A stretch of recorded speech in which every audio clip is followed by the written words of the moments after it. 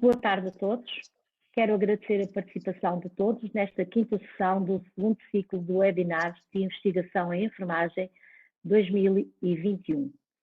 Represento o Sr. Vice-Presidente do Conselho Diretivo da Ordem dos Enfermeiros, o enfermeiro Luís Barreira, de quem sou portadora dos cumprimentos e votos de uma excelente sessão e que, naturalmente, agradece também a presença de todos vós. É com muito gosto que participo na sessão de abertura deste evento, enquanto Presidente do Conselho de Enfermagem da Ordem dos Enfermeiros e membro da Comissão Científica deste ciclo de webinars. Este ciclo de webinars começou há precisamente um mês, é constituído no total por 6 sessões. Hoje efetuamos a última das 5 sessões destinadas à formação e learning. Com a realização deste segundo ciclo de webinars, com foco na investigação em enfermagem, pretende-se, mais uma vez, promover o desenvolvimento e a valorização científica dos enfermeiros, contribuindo para a sua capacitação, para a produção e divulgação do conhecimento científico, tão importante no contexto atual em que vivemos.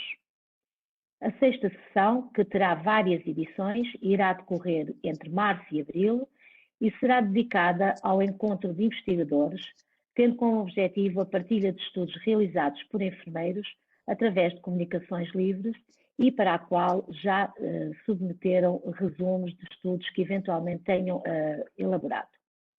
Relembro que as últimas 2 sessões versaram a temática da opção ao rigor científico, mais concretamente a metodologia no processo de investigação e os estudos experimentais e quase experimentais.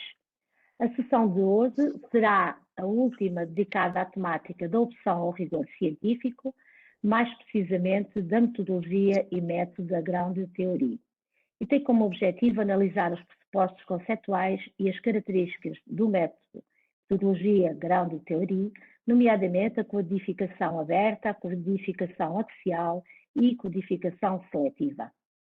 Esperamos contar com a vossa participação também na última sessão deste ciclo de webinars, isto é, no encontro de investigadores que falei há pouco e terá início no dia 24 de março. A enfermagem, como qualquer outra disciplina e profissão, necessita de produção e de renovação contínuas do seu próprio corpo de conhecimentos, o que a investigação tão bem assegura, tão bem alimenta. Juntos podemos contribuir para a excelência da investigação em enfermagem, sendo de extrema importância divulgar o que de melhor se faz a nível nacional. Obrigada pela vossa dedicação e participação. Um agradecimento especial à Tânia e à Patrícia do nosso Gabinete de Formação e Qualidade pelo empenho e pelo trabalho que desenvolvem diariamente e nos permitem realizar estes eventos. Cumpre-me ainda agradecer à professora Silvia Caldeira, igualmente membro da Comissão Científica deste ciclo de webinars, por ter aceito moderar esta sessão, e à professora Dulce Magalhães, por estar connosco e partilhar o seu conhecimento sobre a temática de hoje. Obrigada a todos, uma excelente sessão. É gratificante saber que contamos com a vossa presença. Sabem que também podem contar sempre connosco, nunca esquecendo que o nosso lema é ninguém está sozinho. Obrigada e uma excelente tarde para todos. Professora Dulce, não, professora Silvia, se faz favor, tem a palavra. Muito boa tarde a todos. Estamos mesmo sozinhos, contamos já com mais de 300 pessoas neste webinar e começo por cumprimentar com tentando dar o calor que esta pandemia nos vem tirar na relação, mas que estes meios digitais também nos conferem, não é? Porque nos aproximam de certa forma.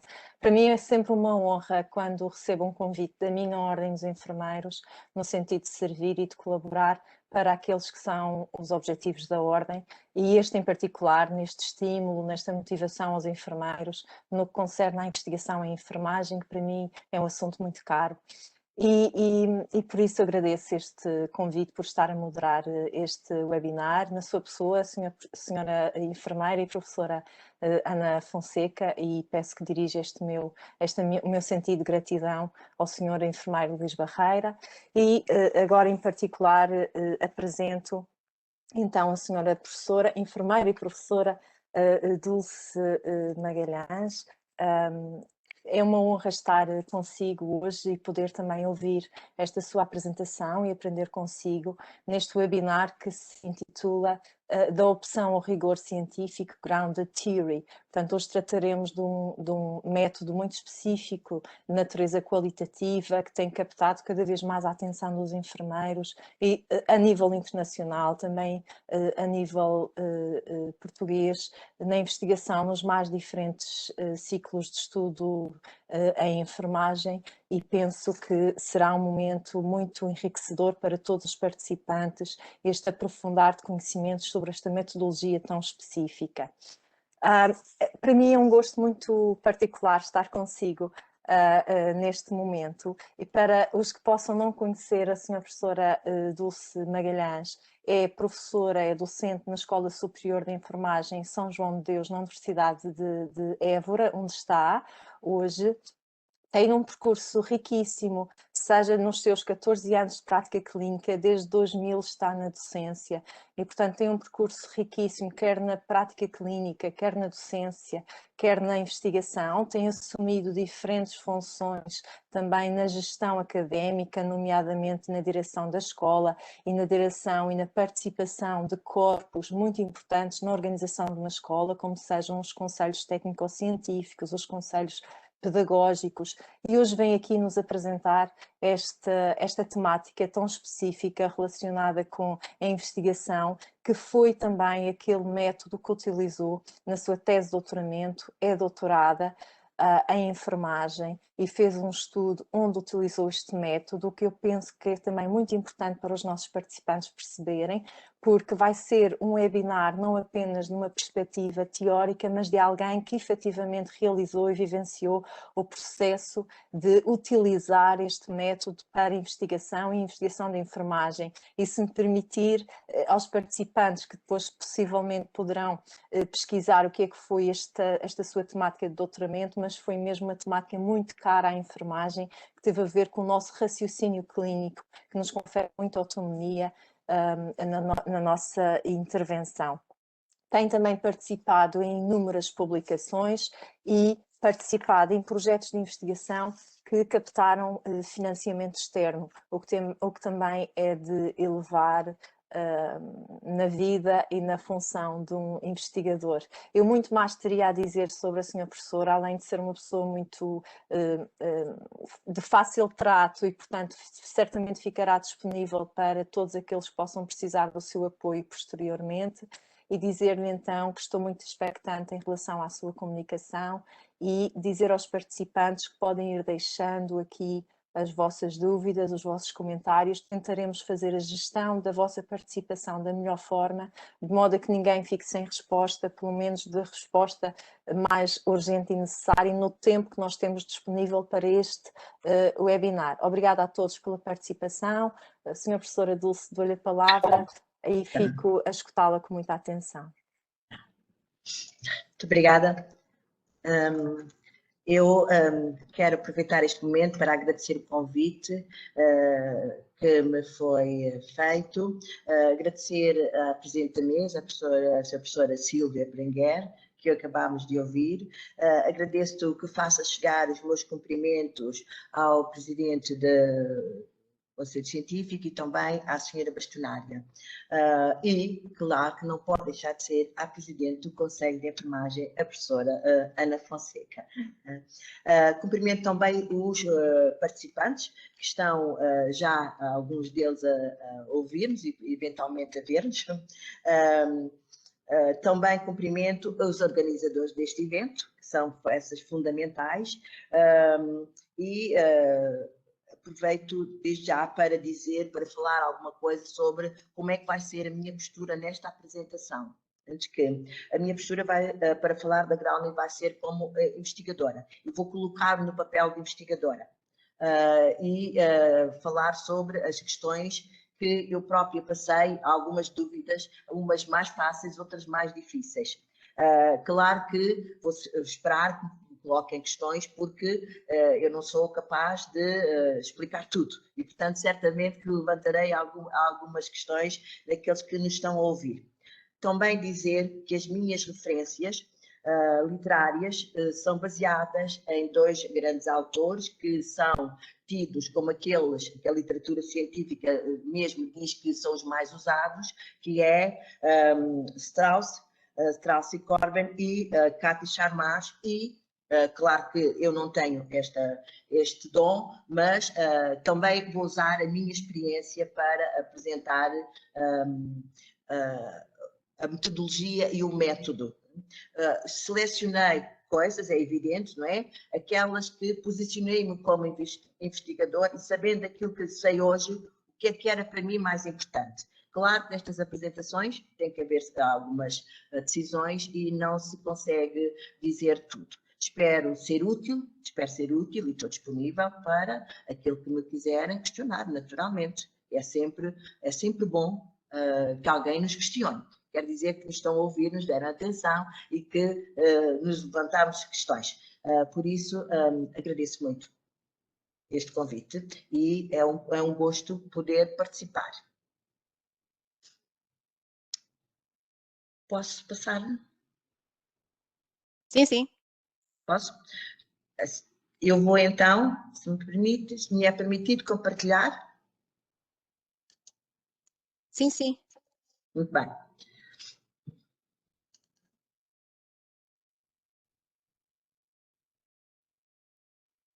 Bem.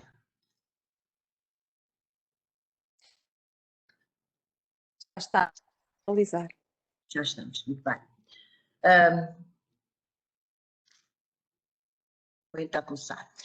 Da opção ao rigor, a grounded theory, é um tema muitíssimo interessante, como há pouco a senhora professora Silvia falou, mas, atenção, não é só a grounded theory, é da opção ao rigor. A importância do rigor no campo da pesquisa qualitativa, que é hoje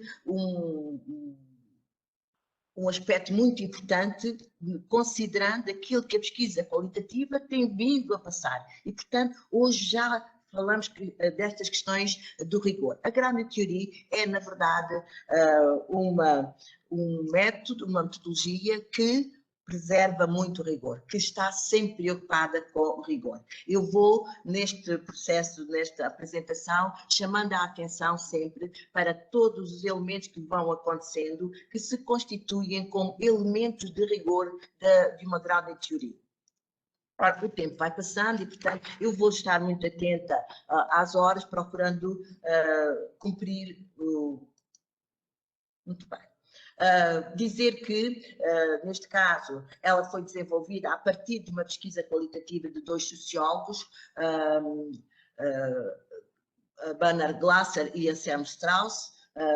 Neste momento, Glasser já não faz parte desta equipa e, portanto, hoje em dia, aquilo que eu uso é os autores de referência mais conhecidos, de acordo com a literatura científica, como já tinha dito, Strauss e Charmas e a minha própria experiência. Claro que há duas dimensões. Em qualquer projeto há duas dimensões. Chamei-lhe a dimensão ideológica da grounded theory, porque, na verdade, é ideológica, são pressupostos ideológicos, não são pressupostos teóricos. Hesitei, mas tinha teóricos, mas não são, nem tampouco. São apenas, é uma ideologia. Uma forma, que estamos a falar do quê? Ao mesmo tempo, uma forma de pensar a realidade e também um modo de estudar. Quais são os pressupostos? Do pragmatismo, como certamente os nossos participantes sabem, o pragmatismo vem do termo pragma, do termo grego, uma expressão grega, e que se refere à ação. Isto diz muito para quem é enfermeiro, quem quer fazer pesquisa na enfermagem, até nos alicia, nos estimula para avançarmos. E claro porque é que é importante avançar com logo estes pressupostos, porque vão perceber que todo o processo de pesquisa assenta tem como base toda esta ideologia do pragmatismo, mas também do interacionismo simbólico, que vou ler procurando não demorar muito tempo, mas o ouvir dizer as coisas e enquanto enfermeiros, nos põe logo no exercício até mesmo da profissão e perceber que isto corresponde à nossa realidade. Identificamos-nos com isto. O pragmatismo pressupõe que as pessoas são ativas e criativas. É a ação que motiva a mudança da realidade. Portanto, são as ações, e aqui mesmo as ações dos enfermeiros, que promovam, que motivam a mudança da realidade, na medida em que move objetos que a compõem e ela não carece de ser verificada porque ela é experimentada. Isto é uma riqueza enorme. São as ações e os fins que constituem a essência da verdade, apoiada pela interpretação. As ações e os fins, reparem. Na lógica pragmática, a função do pensamento é guiar a ação, e não o contrário. Guiar a ação e o efeito de uma ideia é mais importante do que a sua origem. As ideias são importantes, sim, não pela sua origem, mas por aquilo que provocam como o efeito positivo, que é aquilo que nós esperamos sempre nos resultados das práticas de cuidados. Na perspectiva pragmática, os significados e o sentido, é o mesmo dizer, quer dizer, o sentido que encontramos, que emergem por meio das ações práticas. Quer dizer que nós conhecemos as pessoas através do sentido que lhes atribuímos também. Para solucionar problemas, e é por meio das ações que as pessoas vão conhecendo o mundo. Nós agimos, nós modificamos o mundo. Claro que na clínica, na nossa atividade, temos mesmo que modificar no processo de cuidados. Portanto, nos preocupa mais, nos identificamos com pressupostos. Quando eu digo nós, eu identifico-me. Eu estou também nesta postura e assumi-a como tal enquanto a usei. Ou seja, nós tomamos uma opção de usar esta metodologia, então, se queremos usar a metodologia, temos que também nos identificar com estes pressupostos. Do interacionismo simbólico, todos sabemos que nós interagimos uns com os outros em função do significado que atribuímos, em função de símbolos. Investigar implica integrar, esta também é uma dimensão muito importante. Investigar implica integrar o campo de pesquisa para descobrir o que efetivamente acontece nele. É preciso estar lá, é preciso observar a interação. Não é estar em interação, é observar com os nossos olhos, com os nossos ouvidos, perceber que palavras eu devo reunir, que expressão é que eu devo tomar nota, tomar notas de campo. Qualquer teoria, não me vou explorar, porque falar sobre cada um o tempo não me permite, qualquer teoria tem de ser baseada nos dados para o desenvolvimento de uma disciplina cujas ações são aparentemente sociais. Na verdade, assim o é, mas é efetivamente, aparentemente. E, portanto, todos nós sabemos que às vezes fazemos uma intervenção que começamos com uma conversa que é aparentemente social, que é aparentemente, para quem não domina a enfermagem, a leitura que faz, como alguém leigo na área, é que está a distrair-se. E até as conversas são importantes como intervenção para abstração, mas, no entanto, elas têm um objetivo claro. Portanto, claro que temos preocupações, que temos que demonstrar que elas não são de natureza social, embora aparentemente elas possam ser identificadas como tal. Depois, outra questão, aceitar a complexidade e a variabilidade dos fenómenos e das ações humanas. Temos que gerir toda a complexidade, os diferentes fenómenos, mas para além disso que existem, também as ações humanas, ou seja, como é que as ações humanas reagem. Se eu puser isto no processo de cuidados, como é que eu reajo enquanto enfermeira às diferentes situações, às diferentes alterações. Portanto, eu revejo-me quando estou a falar destes pressupostos. Acreditar que as pessoas são atores que assumem um papel ativo para responder a situações problemáticas. E quando nós aceitamos que os doentes de quem cuidamos, ou os utentes mesmo que sem se sentirem doentes, são elementos ativos. Eles têm que nos ensinar como é que é a melhor forma que nós os possamos cuidar. Por isso precisamos de os conhecer. É verdade. É verdade. As melhores decisões passam sempre previamente por um conhecimento prévio. As pessoas em interação agem com base nos significados. Atenção, tudo isto é importante. As pessoas em interação agem com base nos significados. Vamos passar para uma colheita de dados que temos que estar preparados para estar em campo a fazer colheita de dados. Um significado é definido através da interação. Logo, a dinâmica. Estamos a falar num processo dinâmico. Nós vivemos o dia-a-dia de uma forma dinâmica. Muitas vezes sem a consciência disso. Na atividade clínica isto também acontece. Como é que isto é gerido? Quer dizer, é de uma dimensão, de uma complexidade que o comum das pessoas muitas vezes não tem noção de que isto é uma realidade. Ter sensibilidade para a natureza processual dos fatos parece um bocadinho abusivo. Ter sensibilidade, que coisa mais estranha, mas na verdade é. E vamos ver ao longo do trabalho, efetivamente, eu também explorei, ou nós temos sensibilidade, ou nós não conseguimos descobrir o que os dados nos estão a dizer. A perceber as ideias que estão subjacentes àquele discurso. É preciso ter sensibilidade, ter disponibilidade. Ter consciência das interrelações, claro, entre o contexto e as suas consequências. Ter consciência de que há sempre relações que acontecem no contexto ou no próprio ambiente, que é o termo que nós, enfermeiros, estamos mais ambientados com ele, o conceito de ambiente, porque faz parte da nossa estrutura conceptual básica e, portanto, o autor até diz contexto, mas eu gostaria muito mais de pôr aqui ambiente, mas para não desvirtuar o que o autor disse, não o fiz. No entanto, quando eu falo sobre isto, eu não deixo de dizer, quando estamos a falar, as ações envolvem-se em ambientes, que são diferentes, atenção, isto leva-nos agora a outra questão que aí vem, são diferentes, seja ambiente clínico, seja comunitário, seja familiar, seja ele qual for, seja um ambiente pedagógico, seja académico, todos eles têm características diferentes e que também o comportamento das pessoas é diferente para se adaptar ao ambiente. Uma ground theory. Falar sobre uma ground theory quer dizer que, quando falamos, o que é que queremos dizer quando dizemos ground theory? Às vezes, nem sempre é claro, e digo-vos, passei alguns tempos com dificuldade a perceber porque é que se chamava este termo, o que é que acontecia de diferente para lhe chamarmos isto e não outra coisa. Mesmo assim, uma ground theory começa com uma área de estudo.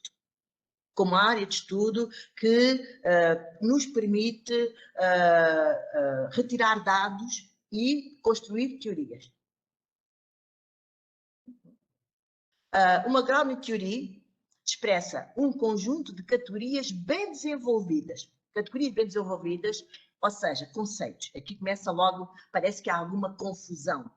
As categorias bem desenvolvidas, claro que vão originar conceitos. Mais à frente explicarei com mais detalhe. Que são sistematicamente interrelacionados. Atenção, que eu digo, para criarmos uma teoria que lhe possamos chamar ground theory, temos que obedecer a estes critérios. Portanto, as categorias, os conceitos têm que ser densos, bem sustentados em propriedades. Quando eu digo propriedades, quer dizer o quê? Corresponde a dados, mais à frente explicarei, ou segmentos de dados, sistematicamente relacionadas, atenção, elas têm que ser sistematicamente relacionadas através de declarações para que possamos falar sobre uma teoria que explique fenómenos de diferentes naturezas, social, psicológica e de enfermagem, naturalmente. De outra forma, não faria sentido estarmos a falar sobre ela. Eu trago aqui um exemplo, tão pouco para dizer vale o que vale, mas é só para dizer o que é isto de sistematicamente interrelacionadas. Claro que estamos a falar já dos conceitos que foram já construídos. Estou a usar agora coisas que eu elaborei. Portanto, o ambiente de cuidados. No ambiente de cuidados há a simultaneidade de interações veicula informação. Por outro lado, há sempre uma inter-relação entre cada um e o todo. A informação clínica é indissociável do conhecimento clínico. O conhecimento clínico é indissociável da tomada de decisão. A tomada de decisão é indissociável da informação clínica. E se quisermos agora podíamos dar a volta ao contrário. Ou seja, estamos em conceitos que têm uma interreciprocidade sempre, ou seja, eles não sobrevivem sozinhos. Porque se eles sobrevivessem sozinhos, eles não teriam esta capacidade agregadora a outros, certo? Vamos passar à frente, porque o relógio é o meu controlador. Problemas de pesquisa, fontes é que nos podem ajudar a descobrir um problema de pesquisa. Fontes podem ser fontes, que foram sugeridas, a fonte pode ser alguém que nos sugere, ou que já tem um projeto e que pede para entrar ou é convidado a entrar. Nesta altura o problema já está definido, a questão de pesquisa já está definida, acaso isso aconteça, mas pode não ser, de modo algum. Os problemas podem surgir na literatura, técnica e não técnica, porque há coisas que nós lemos e não nos faz sentido, há algumas sim, outras não, oferecem-nos dúvidas. E há problemas que foram até pensados num determinado tempo, mas perderam a atualidade nos anos 2000. Ainda será assim aquilo que eu estou a ver? Por outro lado, a experiência pessoal e profissional, que nós confrontamos diariamente, sobretudo na área da enfermagem, quando estamos no ambiente clínico, observamos muitas coisas relacionadas nos acontecimentos com os doentes, dos eventos, das interações, como é que reagem, como é que vivem o dia-a-dia, as vivências de cada um. Porque é que numa situação de doença a vivência tem um tipo de sofrimento, enfim. Aqui agora dava para falar durante muito tempo. Depois ainda há outra forma, a pesquisa em si mesmo. Esta é uma pesquisa de uma outra forma, mas que é de uma riqueza sublime. É de uma riqueza sublime. Devo-vos dizer que gera sofrimento na fase inicial. Depois sei por isso estou a falar disso.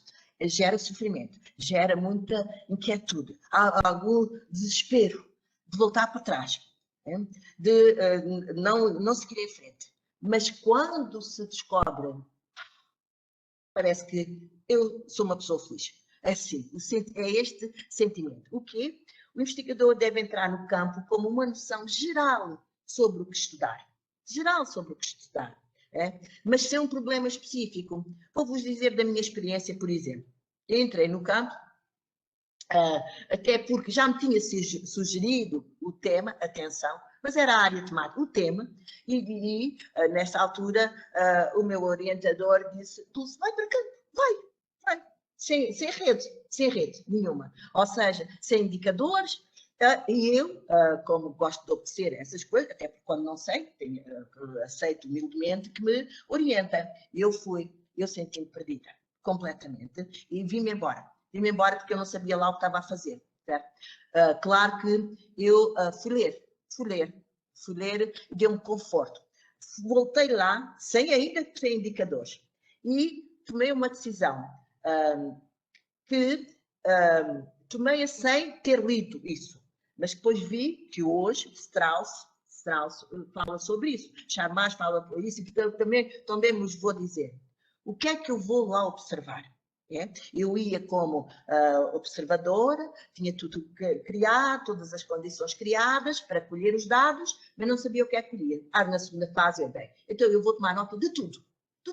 Eu vou sentar aqui, no meu lugar, como observadora, não interferindo, tanto quanto isso é possível, naturalmente, porque depois também temos que resolver algumas estratégias por causa dessa questão, ainda que a gente não interfira diretamente, indiretamente também tem algum significado, e comecei a tomar nota sem a consciência da informação que lá tinha. Escrevi tudo, enquanto lá estava. Claro que não era capaz de escrever tudo aquilo que eu observava, mas tomei consciência quando me afastei, e atenção, o afastamento, já vamos mais à frente falar sobre isso, é também um elemento importante, porque a riqueza dos dados é um prazer poder passar para o outro lado e perceber aquilo que não é expresso, mas que está lá, que as pessoas não dizem, fazem, se eu dizer, que há uma intenção, comportamentos tácitos, inclusivamente, mas que são de uma riqueza enorme. Claro que estou a desafiar a quem me ouve para usarem a Grounded. É verdade, é verdade. A questão pesquisa. Passando em frente, a questão de pesquisa, a questão identifica o fenómeno a estudar. A questão é que muitas vezes nós não sabemos ainda o fenómeno a estudar. O que é que eu quero estudar efetivamente? Qual é a minha questão? Claro, há uma forma. Eu vou explorar qual é o problema. Começo uma área problemática. Eu estou numa área problemática, então eu vou procurar a literatura que me pode ajudar. O que é que há escrito sobre isto? O que é que se sabe e o que é que não se sabe? Para eu perceber, então, eu quero investigar isto, que é aquilo que não se sabe ou se sabe pouco, ou que há dúvidas. E aí, uma vez identificado o problema, eu posso dizer, eu consegui identificar o problema depois de fazer várias pesquisas, de escrever, enfim, de perceber em que mundo é que eu me encontrava.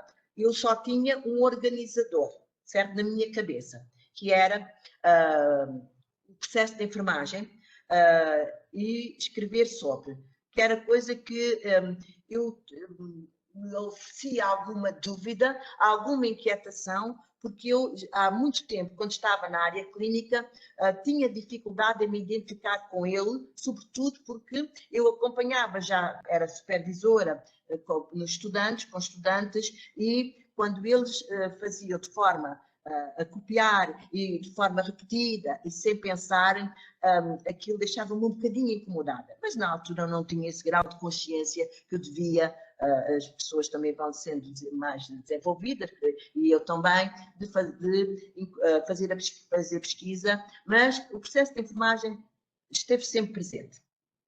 Como se formulou uma questão, portanto, importa ainda dizer outra coisa. Atenção que eu falei da literatura, assim, para chegar a definir o problema. Atenção.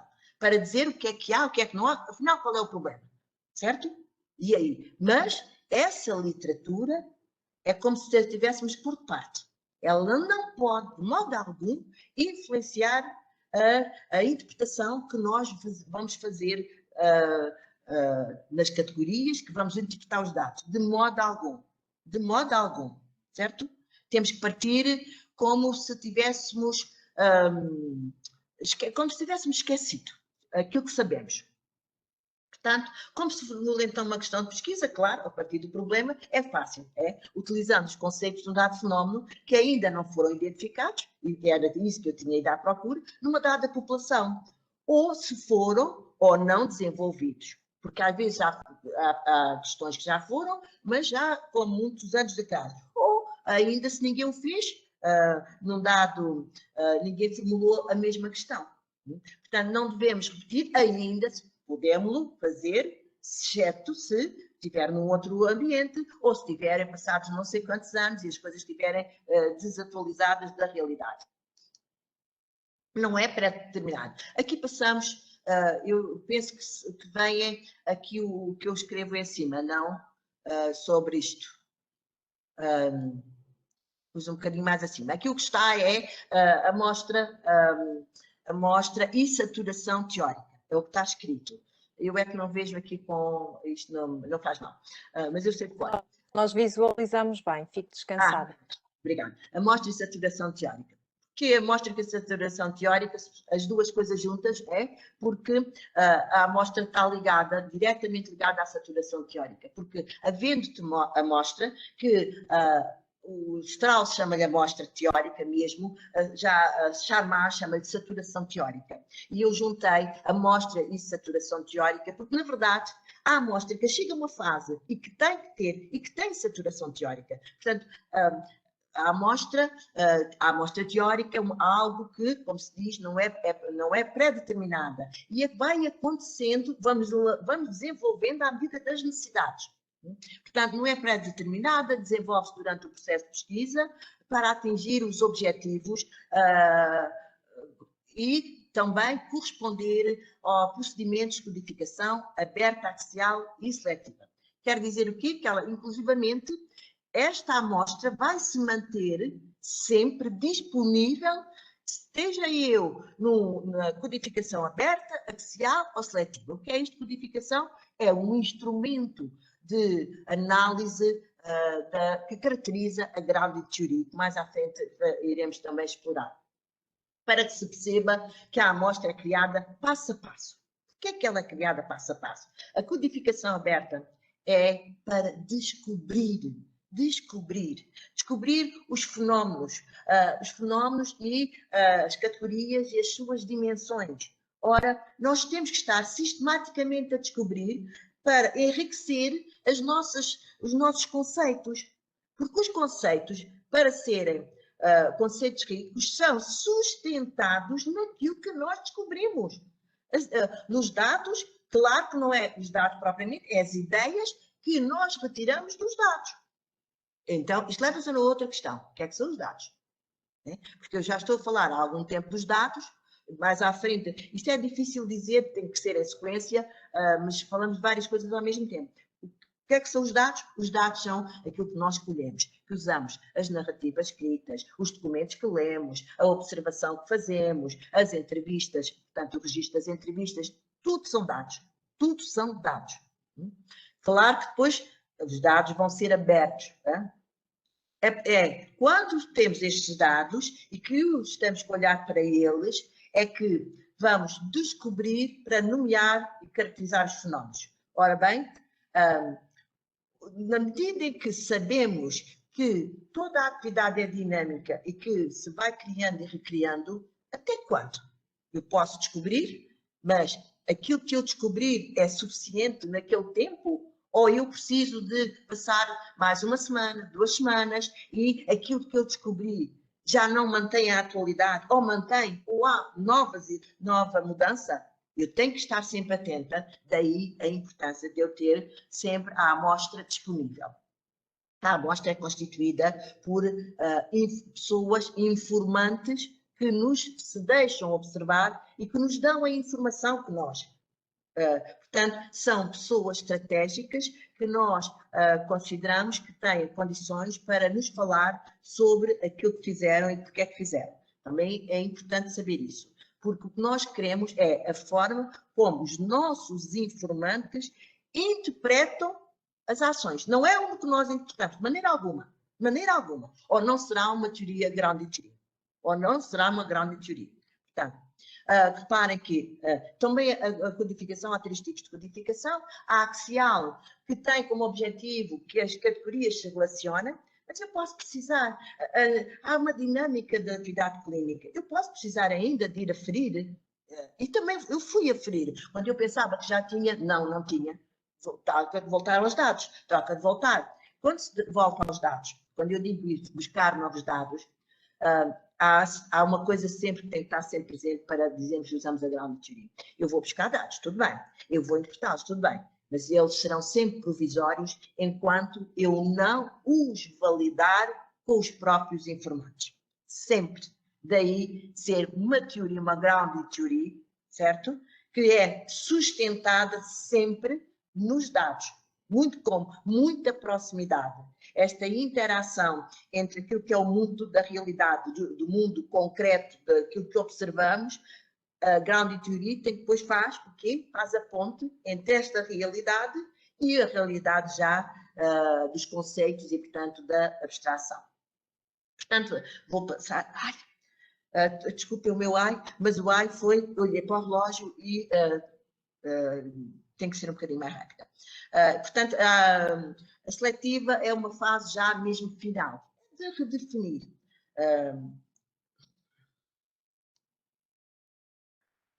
Vou-me centrar um bocadinho mais na leitura, peço desculpa porque o tempo não para.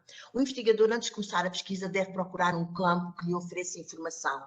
Era aquilo que eu há pouco disse. Não pode ser qualquer campo, não pode ser uma coisa aleatória, não. Eu devo conhecer previamente as pessoas, conhecer a equipa, que é conhecer aquele ambiente para perceber se me aceita, e, portanto, eu tenho que perceber se ele também tem condições para me aceitar.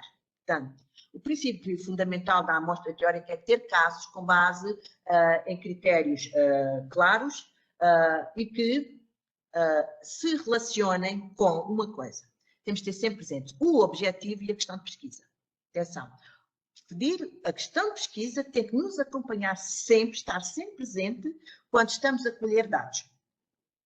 Porque há dados que não nos interessam. No meu caso particular, onde estava, e era uma situação particular, interessava-me tudo.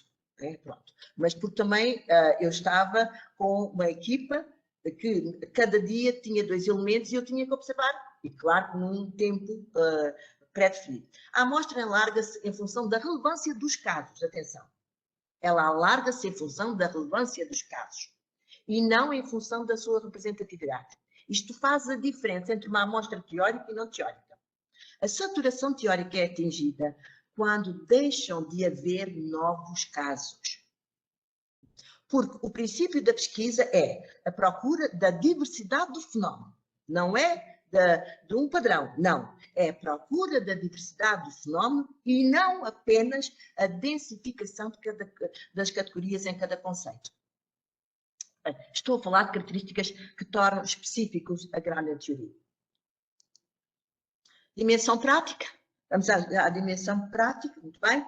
O método é a dimensão prática, portanto, é levar à ação um conjunto de procedimentos, um conjunto de procedimentos e técnicas para recolher e analisar dados. A Grounded Theory, os teóricos da Grounded Theory, portanto, todos dizem, tudo o que eu li, perceba-se, não foi só este, mas tudo o que eu li, afirmam que há uma interação constante entre a recolha e a análise dos dados. Devo-vos dizer, e agora a minha experiência pessoal, nem sempre é fácil. Atenção, nem sempre é fácil. Porquê? Eu vou explicar. Eu passei por isso. Eu recolhi um conjunto de dados e os dados só por si que eu tinha diziam-me pouco. O patamar que eu queria rapidamente acontecer também teve a ver com isso. Aquilo era pouca informação. Portanto, eu fui continuando e quando reuni alguns dados, e não eram assim tantos, e aí é que comecei a olhar para eles e conseguir interpretar. Basicamente é isto. Agora, há um elemento, devo-vos dizer que, para não passarem por aquilo que eu passei, há um elemento muito importante, que ajuda numa primeira fase. Bem, eu tenho só estes dados, muito bem, aquilo que Strauss chama-se o ordenamento conceptual, eu vou ordená-los e vou retirar os dados e os segmentos de texto que eu já retirei e pô-los em quadros, numa linha, compará-los. Eu tenho fontes, neste caso, de 5 pessoas e vou reunir todos os dados das 5 pessoas e comparar. A comparação constante, chamada comparação, é uma estratégia importantíssima, logo mesmo na fase inicial, para dizer, afinal, não é só uma pessoa que existe, há aqui um padrão, há um padrão de comportamento. E isto ajuda-nos a perceber como é que a seguir podemos avançar. Então, se eu tenho este padrão, o que é que eu espero agora ver? Certo? Na investigação qualitativa, o método intensifica a percepção do investigador. Portanto, obrigar a esta colheita, a esta postura, obriga-nos a ser mais atentos. Do método depende o sucesso e insucesso, pronto. Claro que faz a verdade ou a transparência, mas o método só por si não gera pesquisa com qualidade. Atenção. Depende do investigador. Depende. O método tem estas prerrogativas que nos oferece, que nós usamos, mas o investigador tem também que preservar a qualidade. É preciso que os investigadores reúnam um conjunto. É disto que eu estou a falar e vou passar rapidamente. Vou lê-las porque todos nós sabemos do que estamos a falar, capacidade de rever e analisar criticamente as realidades. Só para dizer assim, isto é fácil elencar, é fácil escrever. Vivê-las não é assim tão fácil, mas atenção, todos nós temos sempre um grau de humildade, embora que aceitamos bem a crítica dos outros. Custa-nos às vezes um bocadinho quando dizer, eu achava que estava bem, venho voltar tudo atrás. Faz parte da vida. Fazer e desmanchar, tudo é trabalhar, como se costuma dizer.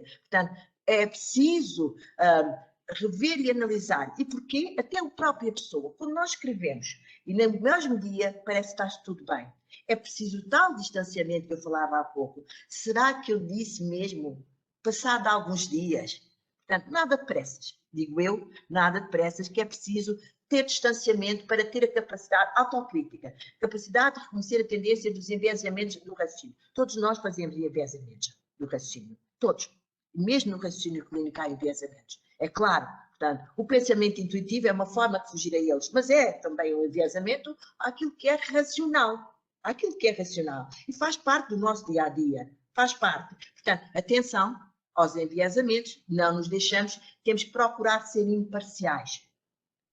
Procurar. Uma das formas é nós nunca opinarmos, nunca, como investigadores, nós só deixamos opinar os informantes sobre o que eles pensam. Nós nunca opinamos sobre. Capacidade de usar o pensamento abstrato, capacidade de ser flexível a críticas construtivas, a críticas dos outros, mas devo-vos dizer que são muito importantes. Críticas de peritos são muitíssimo importantes. Não vale a pena andar a esconder. Mostrem com facilidade a pessoas que reconheçam que são peritos na área, que vos podem dar pistas, oferece-vos segurança, se estão a desenvolver um trabalho com rigor, não estão a adulterar os dados, a fazer a vossa interpretação e não, portanto, é muito importante. Envolvimento da pesquisa, ser criativo. Ser criativo revela-se muito nas categorias que nós descobrimos.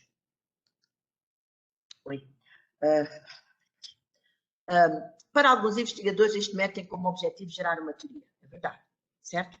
É chegar à fase da teoria, chegar à fase seletiva, à codificação seletiva. Mas não é obrigatório que seja assim. Pode não ser, a pessoa pode não precisar chegar a essa fase. É fazer descrições úteis e chamar aquilo que é o ordenamento conceptual a partir do momento em que tem que construir os conceitos. Isso sim, porque sem conceitos, aí não temos desenvolvimento de conhecimento. Os conceitos, a exploração e a identificação de conceitos só por si é uma mais-valia para o conhecimento. Portanto, na verdade, ele oferece meios para gerar conceitos, é verdade, já falámos sobre isto, começa na fase inicial, esta é outra prerrogativa da grande teoria, à medida que vai colhendo dados, começam logo a explorá-los.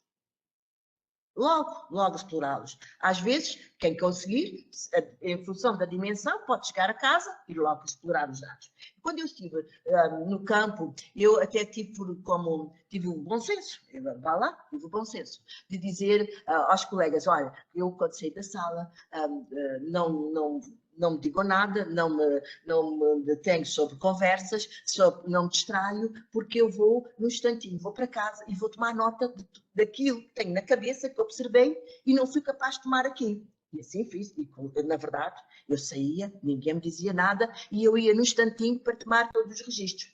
Às vezes falhava. O que é que eu fazia a seguir, no dia a seguir? Mostrava aos informantes. Esta é sempre uma boa prática, sempre, ou não será uma grande teoria. Para quê? Para manter o rigor, para não dizer, olha, foi ela que inventou. Não pode, de modo algum. Foi ela que recriou. Não, tem que ser tal e qual como aconteceu. Portanto, o método também orienta os dados, a colheita de dados, e orienta para quê? Para as pessoas selecionarem, optarem por este método. Notas de campo por observação direta do participante, portanto, observação do participante ou informante. Eu normalmente uso o termo, até na minha linguagem, como informante, porque me identifico muito mais como são eles que me estão a informar. Eles participam de uma forma particular e, portanto, eu preciso mesmo que eles me informem, porque a minha interpretação é daquilo que eles me dizem e não só como participante. Daí a minha opção, muito embora, por exemplo, Strauss usa praticamente sempre participante. Portanto, podemos fazer também colheitas de relatos pessoais, textos extraídos, por exemplo, a Charmat chama-lhe textos extraídos, no fundo são narrativas escritas pelos participantes. Devo-vos dizer que as narrativas, para um enfermeiro pedimos uma narrativa, há uma forma fácil, foi assim que eu comecei, não foi assim exatamente que eu comecei. Eu tive um ensaio que fiz ensaio para saber primeiro se as enfermeiras eram capazes, mas e depois vi que eram, e então eu optei o quê? Como não lhes queria dar mais trabalho, eu sabia quem é que elas eram como enfermeiras, e eu pedi quais eram os registros para tomar notas nos registros de enfermagem, o que é que elas escreviam. E essas foram as primeiras narrativas escritas, foram com base nos registros clínicos que elas faziam no processo. Claro que hoje em dia os registros já são feitos de outro formato, mas elas sabem dizer da mesma. E é uma linguagem que é fácil para os enfermeiros falar sobre isso. Às vezes dizem coisas tão importantes, que sem a consciência clara da importância que aquela informação está a ser oferecida, quase, oferecida.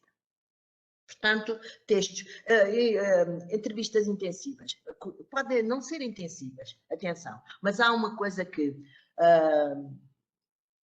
capacidade dos investigadores qualitativos, perdão, métodos de investigadores.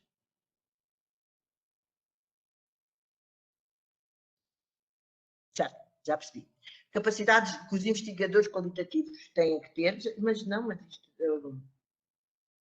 desculpa porque passei para trás, desculpa, pronto, já está. Estava a achar estranho, não podia ser. Na entrevista ao investigador pretende, o investigador, atenção, o investigador, são papéis diferentes, certo? Pretende descobrir aquilo que os informantes não explicam, nem dizem o que fazem. Ver o mundo do outro por meio dos seus próprios olhos, ainda que não se concorde. O investigador tem que ver o mundo pelo meio dos olhos dos informantes, mesmo que não concorde. Mas não diz, não deve dizer que não concorde. Não é para opinar. Manifestar o interesse e a vontade de saber mais. Portanto, o investigador deve manifestar o interesse e interpretar sem opinar e analisar de forma imparcial. Por outro lado, o investigador deve criar a afinidade com os informantes, criar o tempo, o espaço e o tempo que lhes permita que eles possam, e agora quem está a falar é os informantes, interromper silêncios. Os informantes devem falar, devem-se permitir, eles interromper silêncio e manifestar as suas opiniões, contar a história. Temos que lhe dar espaço e tempo para que eles contem a sua história, uma história que tem uma estrutura coerente, a forma como eles refletem sobre os eventos já expressos, que eles partilhem experiências significativas conosco enquanto investigadores, que manifestem as ideias e, claro que o investigador tem que dar apoio ao próprio informante no final da entrevista. Reparem que são quase como prerrogativas para conseguirmos obter uma boa colheita de dados, certo? Porque estamos pendentes, daquilo que as pessoas nos dizem, nos querem dizer, nos querem dar. Claro que a nossa obrigação é interpretar aquilo que eles não nos querem dizer e levar-nos a querer dizer de outra forma. A apresentar-lhes, a dizer o que é que percebemos da interpretação e mostrar-lhes o que está a querer dizer. Eu estive a pensar e interpretar, é isto? Para validar. Diz, é isso mesmo. Não é isso. Então explique-me lá melhor. Para nunca pormos os dados em causa. Portanto, os dados têm que ser dados relevantes, naturalmente. De outra forma, eles não oferecem qualidade. Mas, atenção que...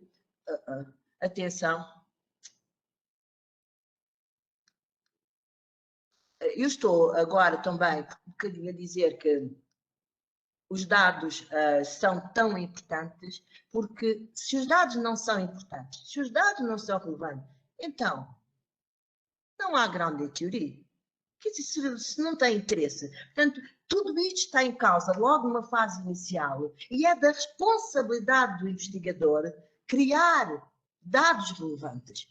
Claro, tem que ter a amostra necessária, mas também tem que pensar sobre isso previamente. Portanto, numa colheita de dados, já falámos quais são os dados relevantes para ter uma descrição. São relevantes as opiniões, os sentimentos, as intenções, tudo o que eles dizem, o que querem dizer e o que não querem. Numa colheita de dados. Agora, uma questão que merece a vossa atenção. Numa colheita de dados, seja ela através das notas de campo, relatos pessoais ou entrevistas, o modo como os informantes expressam as suas ideias e referem os hábitos que fazem dos hábitos que fazem parte da cultura que integram, devem ser sempre considerados, ainda que sejam recriados.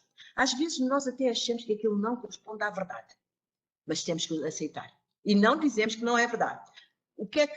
Qual é a nossa postura crítica? Não, eu vou tomar nota, vou registrar tal e qual como é. Agora vou procurar outro informante para perceber se tem a mesma resposta. E outro. Ou se isto é uma situação única. Se é, então eu devo considerá-lo como uma categoria, provavelmente, sobre aquilo que ele me está a dizer. Agora, para isso, primeiro, é um sinal de alerta. Se eu tenho alguma dúvida, né, eu posso logo aqui contestar. E diz, o que me está a dizer é isto. Portanto, na própria entrevista, podemos pedir para explicar melhor. Os dados não podem ser forçados, de modo algum. Certo? Portanto, o que é que devemos observar? As ações e as palavras, registar quem fez, e agora aqui, aquilo que eu há pouco, quando voltei, falei que depois descobri uma coisa que eu fui fazendo de forma ingênua, então registar. O que é, quando, porquê, o que é que aconteceu? Eu tenho um registro. Esse registro não me diz muito, mas no resto do texto, no resto dos dados, eu vou à procura. Está relacionado com o quê? Mas porquê? O que é que aconteceu? E porquê? Onde é que aconteceu? Quando foi o tempo? E isto, estamos ao mesmo tempo a criar propriedades do conceito. É isto que vai sustentar as propriedades de um conceito, que o torna rico. Identificar as condições nas quais determinadas ações acontecem, concentrar-se nas palavras e expressões específicas às quais atribuíram um significado, às quais os informantes atribuíram um significado especial. Às vezes dizem qualquer coisa, mas repetem por uma vez ou outra. Mas que diabo? Pensamos, alguma coisa se passa. Isto é uma ideia sempre presente e isso alerta-nos que devemos explorar. Descobrir as ideias tidas como óbvias e ocultas de diferentes informantes. Demonstrar a forma como somos apresentadas, apresentadas por meio da ação e como a afetam. Temos que perceber como é que aquela ação é apresentada, mas que consequências teve. Portanto, estamos sempre ao mesmo tempo, claro, a explorar os dados. E os dados é que nos vão dizer o que é que nós temos. Daí a importância da codificação aberta e de explorar os dados à exaustão. Como é que ganhamos a qualidade? Alcançar a qualidade e a credibilidade do estudo. A qualidade começa pelos dados, que são reunidos, é o que eu estou a acabar de dizer, certo? Porque se nós não temos dados de qualidade, a profundidade e o alcance dos dados fazem a diferença. Ou eu digo, sumariamente, porque na análise, na codificação aberta, retirei 1 ou 2 segmentos e que me satisfizeram, mas que eu não encontrei mais, isto não é depois, não é um conceito ou não é uma categoria com profundidade, não é suficiente, portanto, tem que ser enriquecido com os dados. Quando os dados são pobres em quantidade e em qualidade, o alcance deles é muito escasso. Digamos que criar uma teoria com conceitos que são pobres, a própria teoria tem pouco rigor, ou tem pouca utilidade.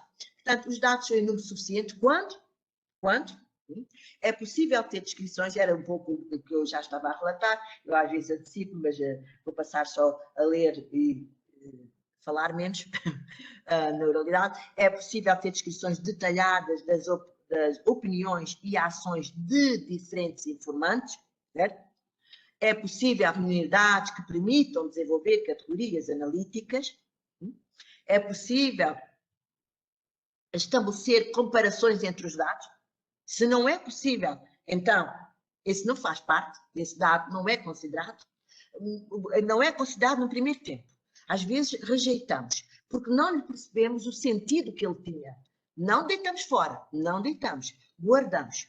Mas, mais à frente, eu que não tinha percebido a importância daquele segmento, depois de uma categoria ou de um conceito, assim, espera, por isso é que eu não valorizei, e agora, quando já tenho o conceito bem explorado, claro, volto atrás e vou buscá-lo. Daí a importância dos dados estarem sempre disponíveis. É possível estabelecer, as comparações permitem gerar ideias. Era há pouco aquilo que eu já vos tinha dito. É excelente, numa fase inicial, começarmos logo a comparar, porque até nos alimenta a motivação. Depois as entrevistas, claro, as entrevistas que têm que ser como devem ser, manter o equilíbrio, outra questão, entre a objetividade e criatividade. Claro que a ciência requer objetividade. De outra forma, não é. A subjetividade não, ela está presente, mas a objetividade tem que estar também. E, portanto, nós temos que fazer um equilíbrio, aqui sendo imparcial, procuramos ser objetivos, mas ao mesmo tempo temos que dar nomes às coisas. E os nomes não estão lá. São ideias novas. Ora, quem é que cria estas ideias? Nós. E temos, claro, que as validar. E depois de as validar, temos que dar um nome que expresse a ideia. Portanto, ora, o nome é a criatividade do investigador. A sensibilidade é exigida para perceber as subtilezas dos dados. Há pouco que eu vos estava a falar, alguns parecem que não têm sentido, e mais à frente, temos que ter sempre essa sensibilidade para o que é que isto só me diz? Há palavras isoladas que dizem, há palavras, uma linha, por exemplo, de um texto diz mais do que uma só palavra. Depende da palavra, depende. Mais à frente falaremos sobre isso. Os investigadores devem pôr de lado o seu conhecimento, eu já vos disse isto há bocadinho, como se não podemos interpretar à luz do conhecimento, não devemos categorizar, encontrar aquela teoria à luz do conhecimento que tem. No entanto, há uma fase em que devemos usar o conhecimento para perceber, ajudar-nos a perceber as relações que existem, mas depois de as construirmos. Portanto, não é nesta fase. Portanto, há novas interpretações sobre os fenómenos observados, pode haver. Na pesquisa qualitativa, a objetividade não significa contraavaliar. E reparem, o não pus em maiúscula intencional. Claro que na pesquisa quantitativa, claro que é. Mas aqui temos na qualitativa. Portanto, pelo contrário, significa abertura, disposição para ouvir, dar voz aos informantes do estudo. Dar voz aos informantes do estudo. Porque são eles que, deixem dizer-me assim, se há variáveis, são eles que ora dizem uma coisa, ou que modificam, mas são eles que nos dizem, não somos nós que as identificamos como variáveis. Portanto, isto claro que é preciso também este equilíbrio. Nós estamos sempre numa situação de equilíbrio, que aprendemos a pouco e pouco, à medida que fazemos a pesquisa, vamos conseguindo manter este equilíbrio. Parece que não é possível, mas acreditem que é possível, e quando já o fazemos com alguma ligeireza, já nos sentimos com bem-estar. Claro que temos para trás sempre critérios de rigor. Eu vou dizer agora que tudo isto que estamos a falar é para cumprir critérios de rigor. Portanto, eu não assumo nada como definitivo dos dados, das interpretações que faço, sem que eles sejam validados pelo resto do texto, muitas vezes, até pelo texto no seu todo, ou pelo próprio informante do texto. Portanto, há sempre este vai e vem. Ganhar distância, claro que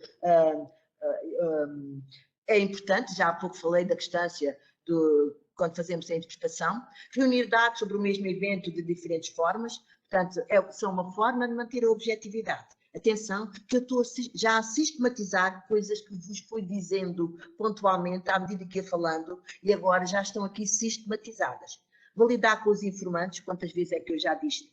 Portanto, isto para dizer o quê? Técnicas para manter a objetividade.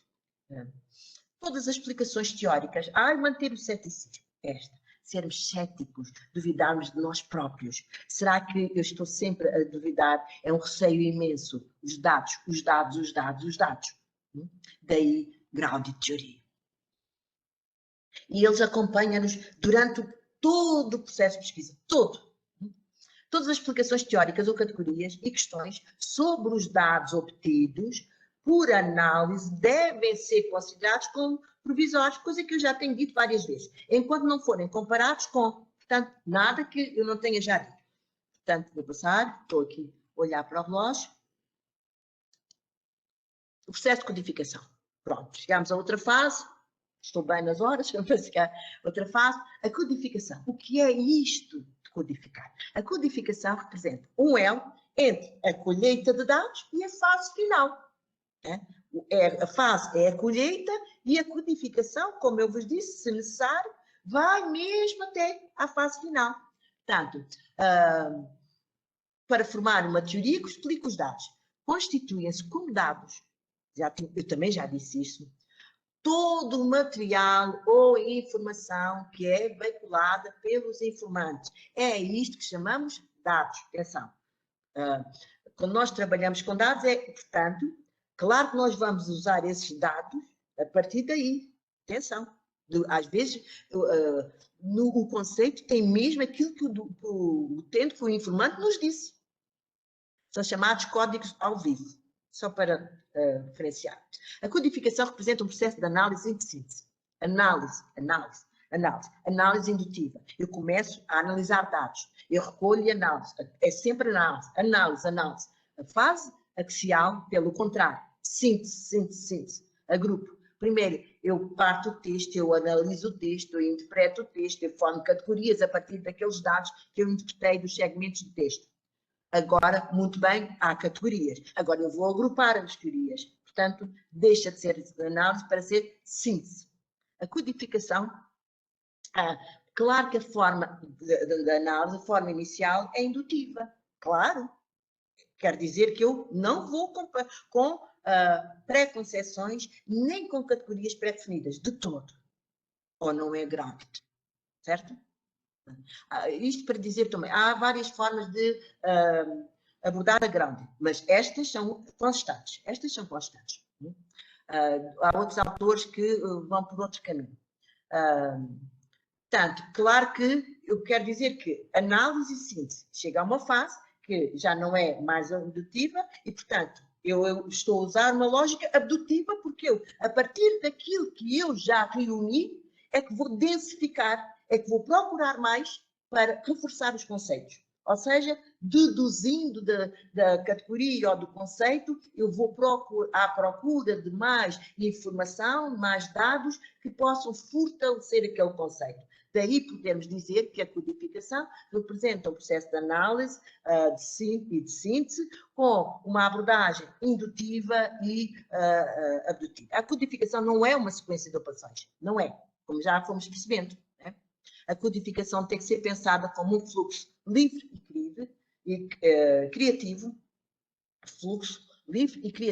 onde o investigador se move para a frente e para trás entre os tipos de codificação, usando técnicas e ferramentas analíticas. Quando estamos a falar de ferramentas analíticas, estamos a falar do quê? Claramente, estamos a falar da comparação constante, do processo de codificação e também da amostra teórica, que é também reconhecido como características fundamentais que definem a própria grounded theory. Sensibilidade para identificar o significado. Entramos noutra fase, que agora estávamos a falar da colheita de dados, como é que o procuramos, como é que o fazemos com objetividade, a análise. Bem, agora é como é que atribuímos significado aos dados. Vamos passar para outra fase. Ter sensibilidade significa ter discernimento. Dar sentido àquilo que se vê. Significa conseguir ver além do óbvio para descobrir o novo. E conseguimos, devo-vos dizer, conseguimos, que eu não acreditava muito que isto fosse verdade, por isso é que estou-me a rir de mim própria, atenção do meu processo. Esta qualidade ocorre quando o investigador trabalha com os dados, faz comparações e procura novos dados. É usando aquilo que levamos para os dados de forma sistemática que conseguimos perceber, aliás, que levamos para os dados continuamente, atenção, com os dados que já temos, que conseguíamos ser sensíveis aos significados sem forçar a nossa explicação. Não podemos forçar, de modo algum. Como é que garantimos que não forçamos? usando a comparação constante, usando a validação com as fontes, sempre. Portanto, as fontes, os informantes são pessoas que estão sempre próximas, nós de alguma forma temos sempre muita proximidade. A experiência profissional também é uma fonte de sensibilidade, é verdade, é verdade. Mas o investigador deve usá-la sempre para a experiência e ensino os dados. Vou dar-vos um exemplo. Estou a olhar para o ainda permite dar o exemplo, o tema. A experiência profissional. Eu usei a minha experiência profissional aliás, escrevi porque quem não é enfermeiro, de ser enfermeiro, né? E até de conhecer bem aquele ambiente clínico, não aquela unidade, mas de conhecer, usei-a porque eu não era capaz de compreender, de descobrir algumas ideias só com observação. Quem é enfermeiro e que sabe a enfermagem, naturalmente, depois para ser enfermeiro, que sabe a enfermagem, portanto, e que domina, inclusivamente, alguns termos daquele domínio da área de enfermagem, percebe até ações intuitivas, mas que eu automaticamente as conseguia perceber porque é que as iam fazer. O informante não dizia, mas ele ia. O que eu via era já o resultado do que. E então, estava uma ideia subjacente. Claro. Porque como é que eu conseguia? Só uma enfermeira consegue. Quem não tiver formação na área da enfermagem, e aí importa a experiência profissional, porque nos ajuda decisões de natureza tácita, por exemplo, não são explícitas, mas nós compreendemos-las, e porque, até o porquê delas acontecerem. Claro que o que registramos é o que vimos, só, atenção, são os dados, claro? Mas depois, vamos na entrevista posterior, por exemplo, porque é que fez isto? Eu vi isto, né? Porque é que fez? E aí o informante vai-me dizer, e aí eu posso escrever, por isto, assim. Né? Eu até achava que era, está bem, mas o que eu acho não vale a pena, não tem sentido.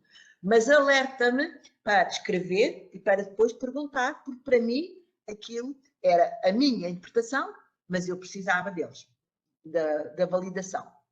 Portanto, a experiência pessoal aqui, a experiência profissional é importante, eu senti isso, né? A experiência pessoal também pode aumentar a sensibilidade.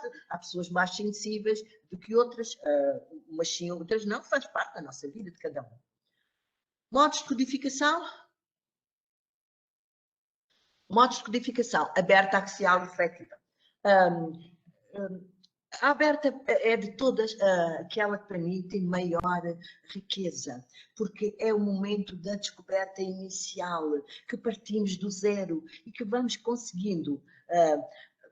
Codificar significa nomear segmentos de dados. Nomear segmentos. Ora bem, o que é isto, nomear segmentos? Quando eu estou perante um dado, eu vou, na literatura, em alguma diz, fraturar os dados, fraturar as frases. Eu tenho uma expressão que me revela significado, que encontra sentido só por si. E isso constitui um segmento de dado. E eu retiro-a. Eu já à frente eu mostro com um exemplo. Eu retiro são segmentos de dados. Atenção, que eu lhe vou atribuir a este segmento um significado. Chamam-se segmentos de dados e eu vou-lhe atribuir logo aqui, que é a primeira fase da construção da categoria para a definir. Portanto, eu estou a atribuir significado aos segmentos de dados. Uns autores, eu muitas vezes chamei-lhe unidade de significados, outros chamam-lhe códigos. Mas é preciso dar-lhe um nome. Depois eu apresento um quadro, porque penso que posso tornar mais clara a mensagem que eu quero passar.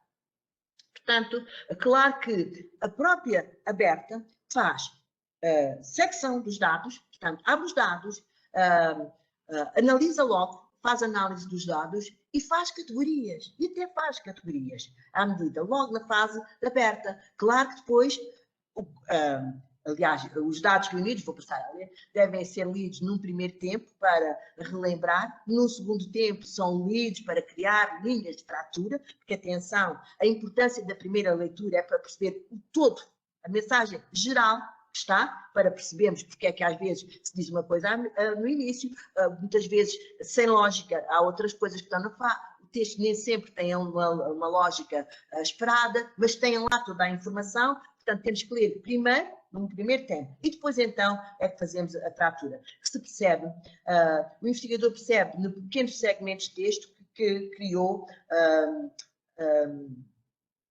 é que são criados no segundo tempo, faz linhas de fratura no texto.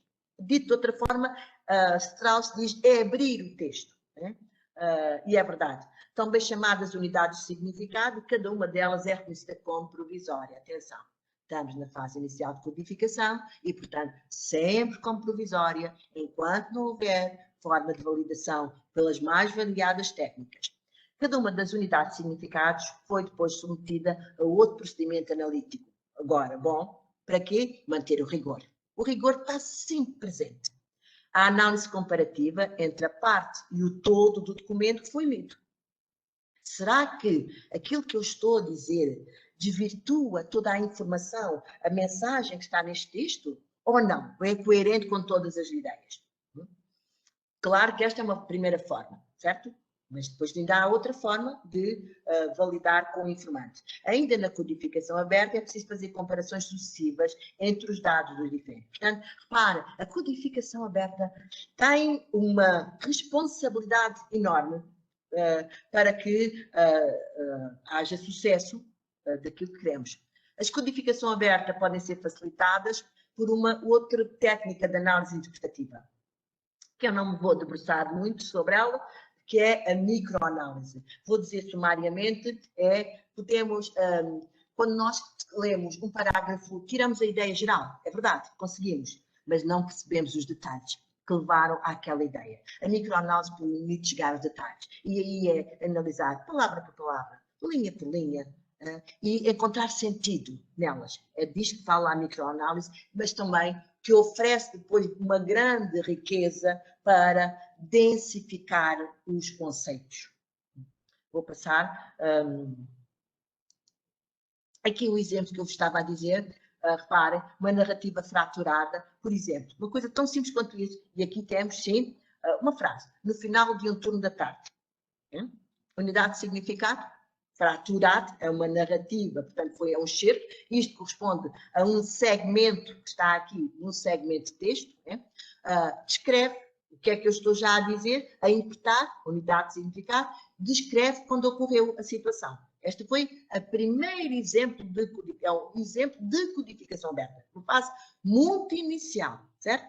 Mas ajuda, certo? Foi admitida uma doente queimada, reparem, isto é dos registros clínicos de uma das enfermeiras. Foi admitida uma doente queimada com uma queimadura solar de primeiro e segundo graus em extensão. O que é que esta senhora está a fazer? Esta informante está a caracterizar através do género, do diagnóstico médico da extensão. Ou seja, é esta unidade de significado que vai ser importante depois para eu formar uma categoria. Procedimentos analíticos. Este é um procedimento analítico, na verdade, no exemplo diapositivo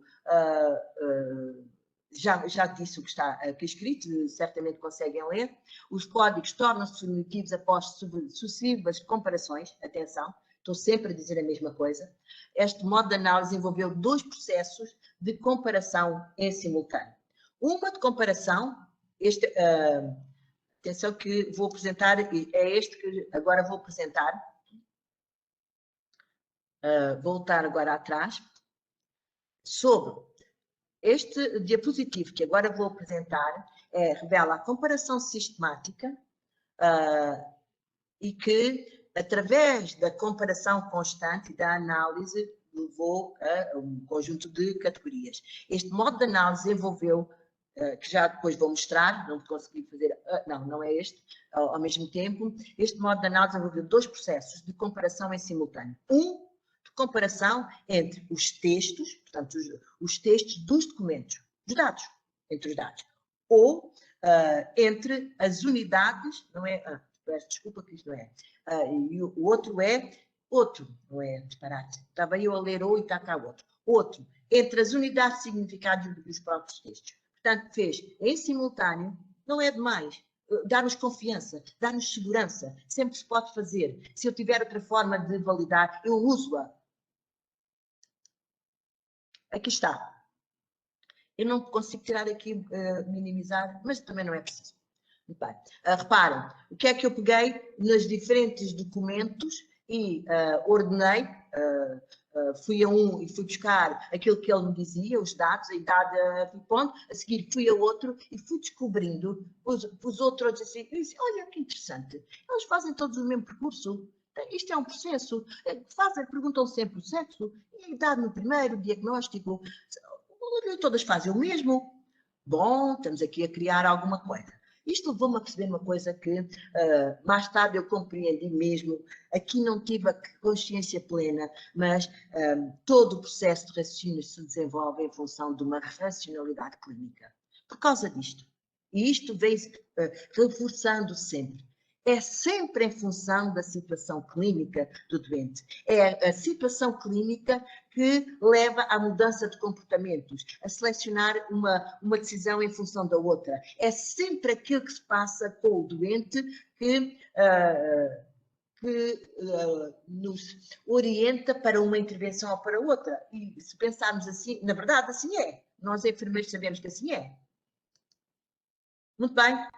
Passemos à frente, exemplo de categorização. Agora estamos não nas unidades de significado, já para outro patamar. Exemplos de categorização.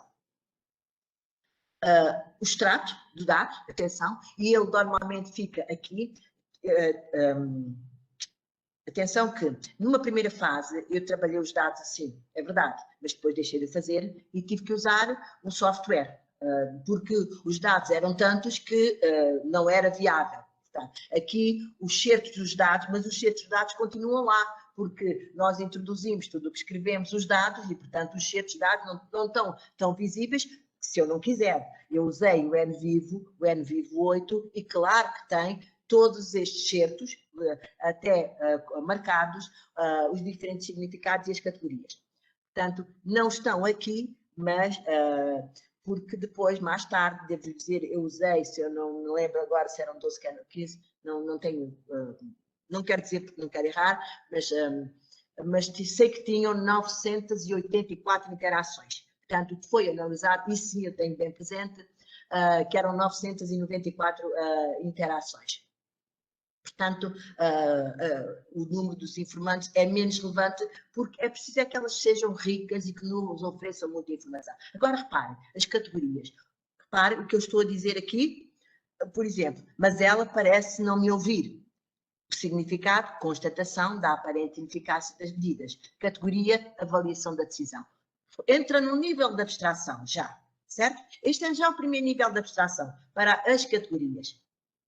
Estou a ser claro? Ai, não responde, certo? Bem, espero que sim, senão depois...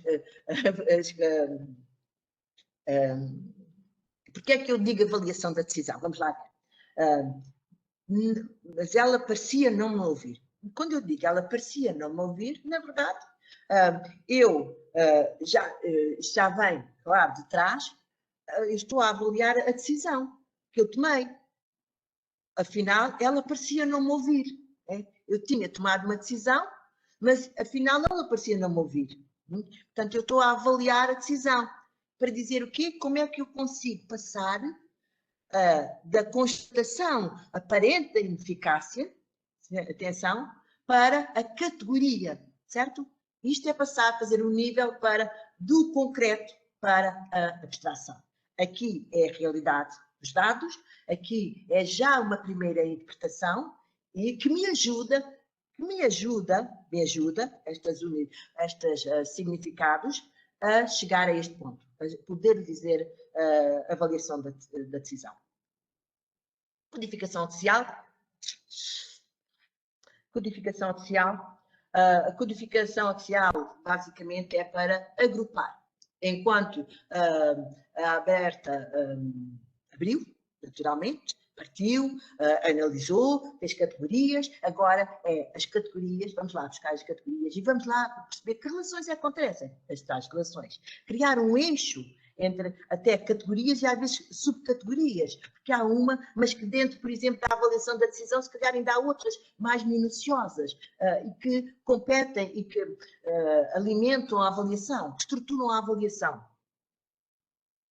Portanto, reparem, exige que o investigador já tenha criado categorias, naturalmente. Categorias são conceitos derivados dos dados e que representam... não percebo o que está aqui escrito agora. E que, eu sei. Representam as propriedades. As propriedades e as dimensões. Os fenómenos são ideias analíticas. Os fenómenos são ideias analíticas importantes que emergem dos dados. Quando nós usamos a palavra fenómeno, estamos a falar de uma ideia nova, que criou, que foi criada, que nasceu. Isso é um fenómeno. Identificado, os autores identificam como um fenómeno. Subcategorias ou conceitos simples. Eu não aprecio muito a palavra subcategoria, mas também optei por conceito simples, que também é uma palavra que pode ser usada.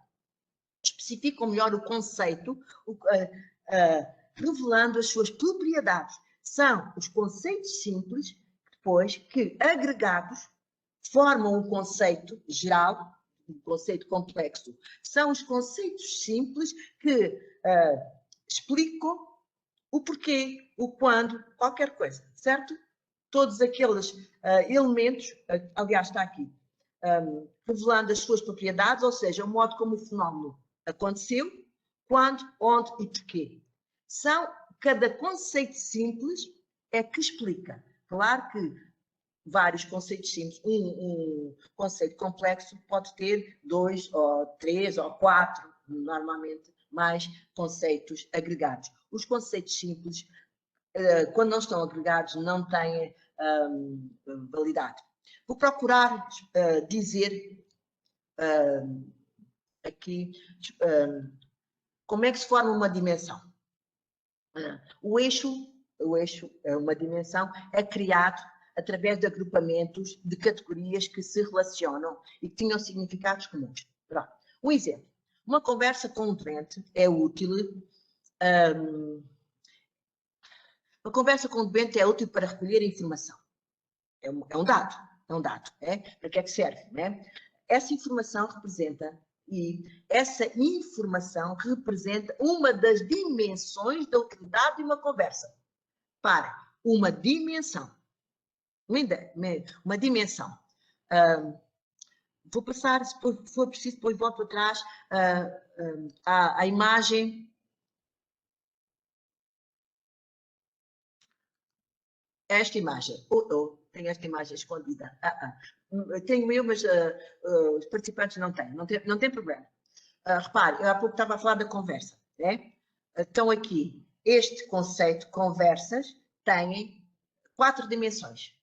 Se bem me lembro, 4 dimensões. A conversa para conhecer o doente, a conversa para informar de aspectos negativos, agora não me lembro, para dar informação, a conversa para receber informação, outra conversa para abstrair o doente das intervenções. Há intervenções que, quando nós sabemos, muitas vezes, são intimidatórias, por uma razão ou por outra. Há umas que são mais, que geram sofrimento, geram dor, ou ainda que não gerem dor, gerem mal-estar, gerem incómodo. Por exemplo, uma coisa tão simples, a exposição do corpo, muitas vezes, não é? E a forma que os enfermeiros encontraram é construir uma conversa. E disseram-me, quando eu perguntei, mas porquê é que estiveste a conversa? E lá está o registro, claro, que me disse claro que eu fui ver, mas será só ela que diz isto? Não, os outros também diziam isto. Bem, então eu tenho aqui um conceito. As dimensões do conceito. Portanto, dimensões e propriedades. Isto é para explicar a dimensão, pode haver várias dimensões. Aqui sim, as propriedades. Por exemplo, daquela avaliação da decisão que estava lá, que na verdade, depois de chegarmos ao fim, de conceitos construídos, é a terceira dimensão do conceito processo de tomada de decisão clínica. Desculpa, não é processo, é tomada de decisão clínica. É este o conceito, que tem 3 dimensões. É claro que aqui estão as propriedades de uma das dimensões.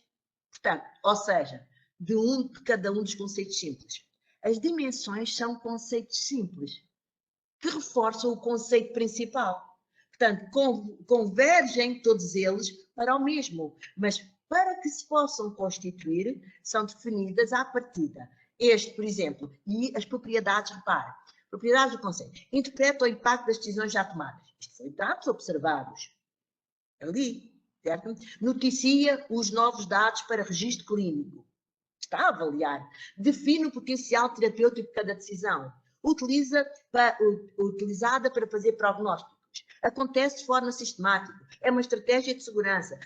Promove o conhecimento clínico. Facilita a reflexão sobre a ação. Facilita a análise dos dados clínicos. Isto tudo são resultados de segmentos de texto interpretados.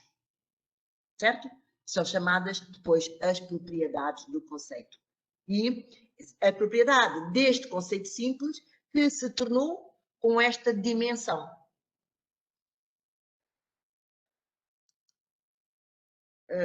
Vou ainda voltar atrás, que tenho o quê? Ai, não tenho, não posso.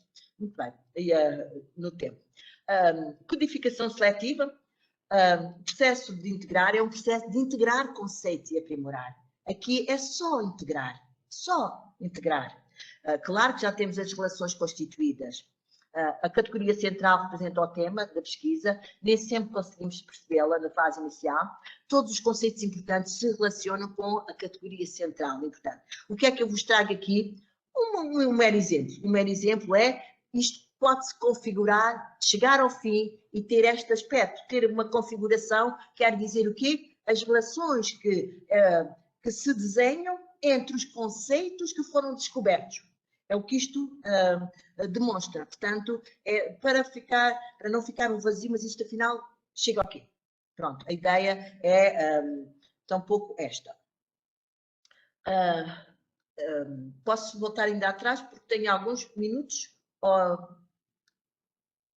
Um bocadinho. Penso que pode tomar mais 5, 10 minutos, sem problema. Teremos tempo depois para esclarecer algumas questões. Muito obrigada.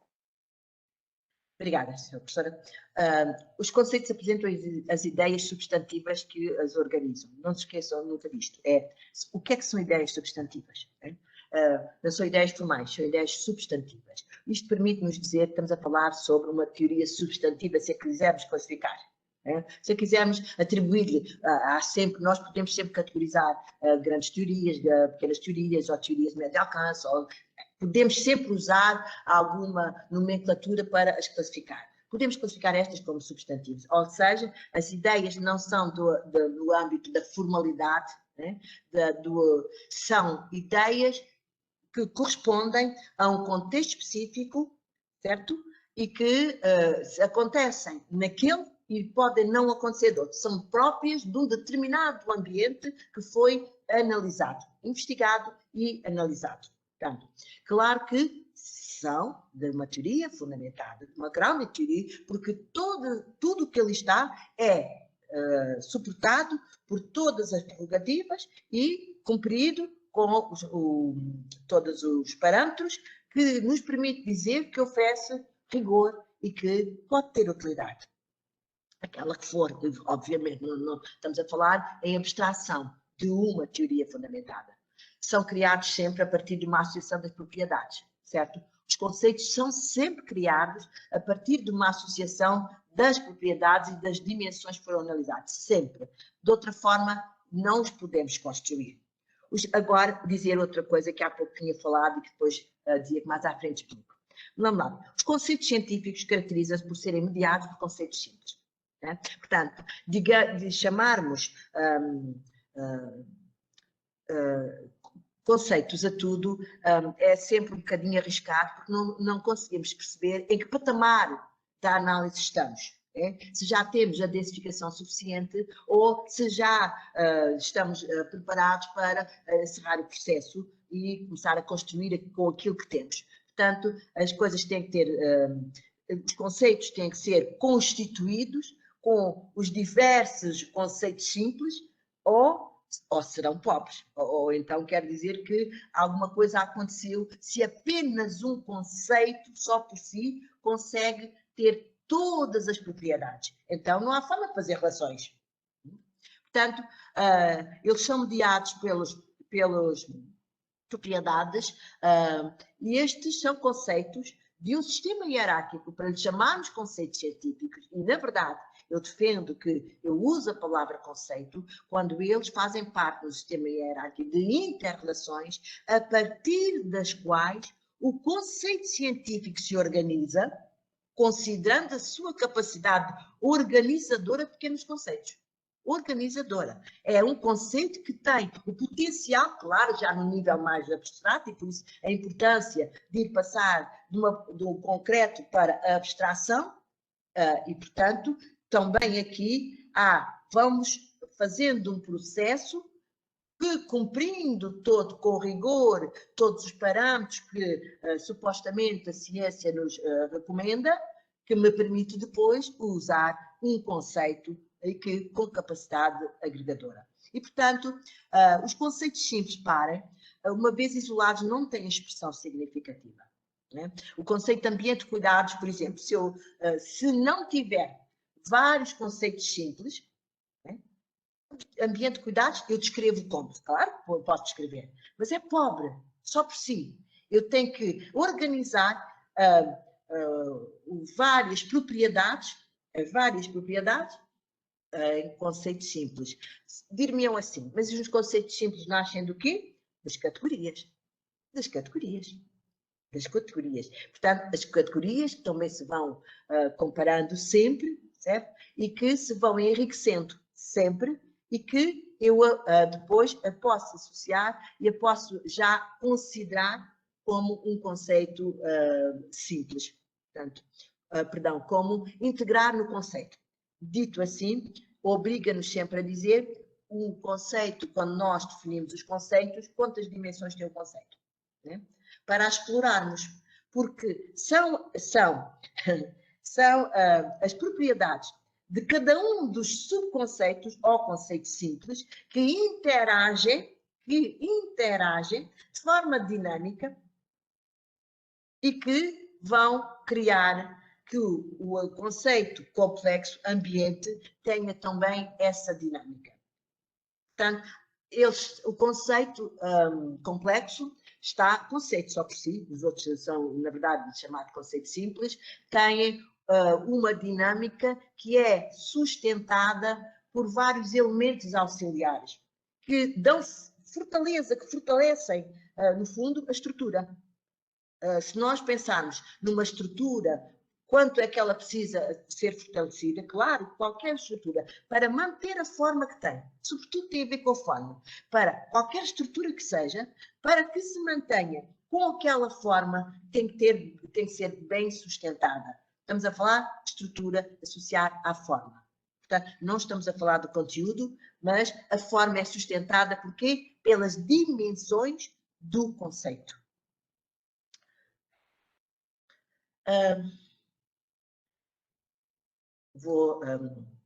Portanto, aqui as dimensões, e claro que estes são aqueles autores que disse que tinham sido as minhas referências para falar sobre ele, com base neles e também com a minha. Senhora professora, quer que retire ou deixo para responder às perguntas alguém que queira. Deixo isto aberto.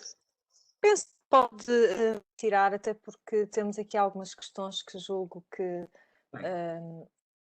responderá sem... A não ser que sinta necessidade deste apoio do slide para a informação ficar mais esquemática, mas... Sim. Não precisa, obrigada, sim. Bem, agora...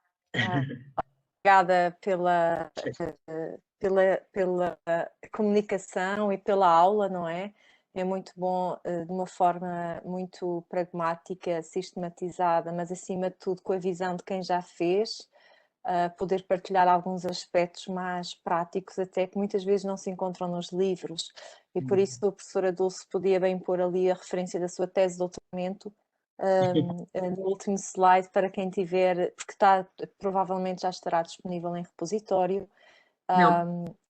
E ainda não, mas ficará certamente, Sim, a não ser que sim, tenha sim. outro objetivo, mas também poderá disponibilizá-la certamente aos nossos participantes.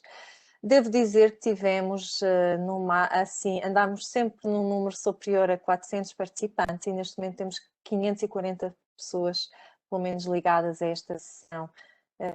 São muitos participantes, o que muito nos honra e que só vem aqui fortalecer e sublinhar este interesse dos enfermeiros pela investigação, para fazerem bem aquilo que devem fazer, pela esta continuidade e esta procura de conhecimento, e portanto isso também é muito gratificante e acho que nos fortalece muito.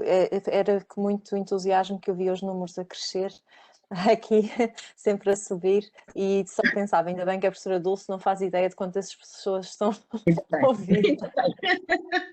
Muito Ainda bem.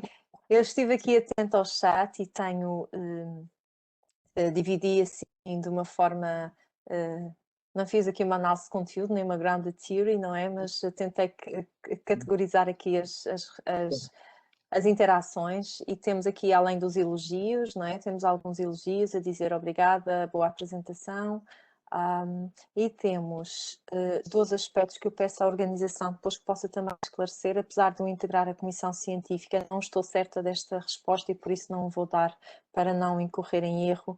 Temos uma participante a perguntar se houve extensão do prazo de submissão de trabalhos, peço também à enfermeira e professora Ana Fonseca que possa esclarecer, uma senhora enfermeira que estaria interessada ainda a submeter trabalhos e que pergunta se houve esta extensão de prazo. E depois temos as questões mais dirigidas especificamente à sua apresentação, nomeadamente a senhora enfermeira Joana, deixe-me ver aqui, que eu preciso andar atrás no chat, que pergunta especificamente à professora Dulce, de que forma é que criou as suas categorias iniciais, por frequência no surgimento dos dados, enquanto compara com os participantes, ou simplesmente pela relevância, ainda que os dados sejam isolados. É que se for pela relevância, qual foi o fundamento? Qual foi a evidência? Era o objetivo do trabalho que a guiava nesta decisão, portanto, da sua enfermeira Joana é perceber como é que criou estas categorias e qual foi o fundamento. Não sei se quer responder de uma forma mais particular ou se quer que eu diga a próxima questão, como é que prefere? Professora, se me permite eu respondo já, porque Pronto, é fácil. fazemos assim, pronto, Sim. pode responder. Na verdade, como eu disse, a questão de pesquisa e o objetivo é sempre norteadora, sempre. De outra forma, eu poderia encontrar outro significado. Portanto, e quando nós estamos aqui a compreender qualquer ideia, há uma miríade de hipóteses que nós podemos criar. Não, mas eu não, daí eu dizer, atenção, que a questão de pesquisa é essencial e tem que estar sempre presente, porque até mesmo as expressões que usamos, a linguagem que usamos, as palavras que usamos, ajudam a definir a categoria. Não é, uma coisa é dar nome. E eu percebo o que esta sua enfermeira Joana disse, como é que eu pedi a categoria. Na verdade, nem sempre é fácil, não é? Aquilo que há pouco disse é, atenção que eu tenho um dado, que eu ponho um excerto do dado, e agora eu interpreto o dado, tal e qual como digo. E é a própria linguagem que me faz perceber a palavra que eu devo usar a seguir. Quando eu digo avaliação, é porque, efetivamente, na sequência, se calhar não devia ter dado mais atenção ao quadro. Na sequência dos vários, da análise, havia já um percurso que se percebia que, efetivamente, aquela pessoa, a enfermeira, tinha contactado e para fazer algo, agora não recordo, mas não, ela não deu ouvidos. Portanto, e na verdade, o que é que a enfermeira fez? Uma avaliação. A senhora não deu ouvidos. A questão central a seguir é, vamos ver, porque é que não dá ouvidos. Isso é outra questão. Portanto, o que é sempre norteador para a definição, quando estamos perdidos, é o objetivo, a questão de pesquisa e depois o objetivo. Ainda, eu que é a mesma senhora enfermeira, chama-se também Joana, que diz assim, mais uma questão, daí eu pensar que é a mesma pessoa que pergunta, foram utilizados ou colhidos dados sociodemográficos, serão relevantes neste método? São. Todos os dados são relevantes. Todos. É muito fácil responder. Quando eu digo todos os dados são. Porque uma coisa é, não é por acaso que os enfermeiros perguntam a idade. Não é por acaso. Porque o próprio comportamento, as decisões daquilo que se deve, a forma como se deve agir até a idade, as expectativas que nós temos sobre a pessoa, se é homem ou se é mulher, portanto, são dados importantes. São dados importantes. Não é por acaso que eu tomei com boa nota que eles, todas as enfermeiras, tinham esse registro. Na verdade, quando nós pensamos em qualquer registro, quando estamos a falar sobre alguém, pomos a idade, pomos se é homem, se é mulher, porque isso nós agimos, é um interacionismo simbólico, quer dizer que eu, perante esta pessoa, com esta idade, eu ajo desta forma. Se eu estou com uma senhora, eu tenho um comportamento. Se eu estou com um homem, eu posso ter outro. Portanto, é o simbolismo até de ser um sexo ou outro que tem representatividade na nossa cabeça e que nos modifica o comportamento. Daí a importância de lá estarem. São dados relevantes. Muito bem. Temos ainda aqui outra questão. O chat está... A Joana agradece a sua resposta, é engraçado, mas isto fez-me com que o chat viesse. Tenho aqui uma pergunta da senhora enfermeira Nisa Célia Gomes, que diz, antes de mais, os meus sinceros parabéns, portanto caberia também aqui na categoria do elogio, não é? Parabéns pela sua apresentação, é um método aliciante que, a meu ver, muito se ajusta à enfermagem de mãos dadas às ciências sociais e humanas. Gostaria de saber, no seu caso, qual o tempo médio das observações realizadas, assim como as entrevistas de validação dos dados. Considerou um processo muito moroso comparativamente a outros? Igualmente, e com a sua experiência no desenvolvimento deste estudo, qual a impressão no que respeita ao seu impacto desde comparativamente a outros estudos, maioritariamente de natureza quantitativa, que parecem muitas vezes serem mais valorizados que os qualitativos para os processos de mudança? Estou a tomar nota para não esquecer. Qual foi o tempo médio das observações, um pouco falar sobre o tempo dedicado ao investigador nestas observações e qual a sua experiência enquanto investigadora relacionada com o desenvolvimento de conhecimento advindo de um estudo qualitativo, como é a Grounded Theory, comparativamente a outros de natureza quantitativa, julgo eu que neste contexto de transferência para a prática e de mudança de práticas e melhoria de práticas. Vou responder primeiro ao tempo. O tempo médio de presença, de observação, eu nunca ultrapassei as 4 horas. Nunca ultrapassei as 4 horas. Porquê? Pela minha incapacidade de estourar mais tempo com uma atenção muito aprimorada para não escapar nada. Às vezes, quando as coisas acalmavam, eu também respirava fundo, baixava a caneta e, portanto, mas claro, tinha que me manter. Eu nunca estive mais do que 4 horas, até porque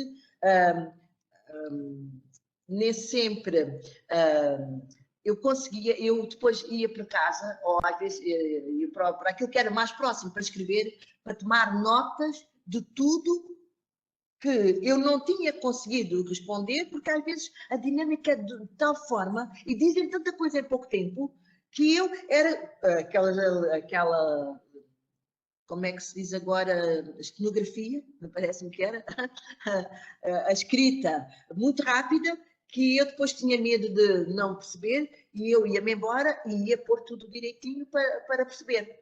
Portanto, e eu nunca estive lá 8 horas, nunca estive. Nas entrevistas é diferente. As entrevistas,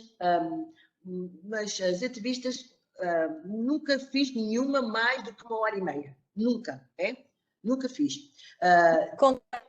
Permitir, acho que encaixo aqui uma pergunta também que surgiu aqui, que é se existe alguma escala de observação.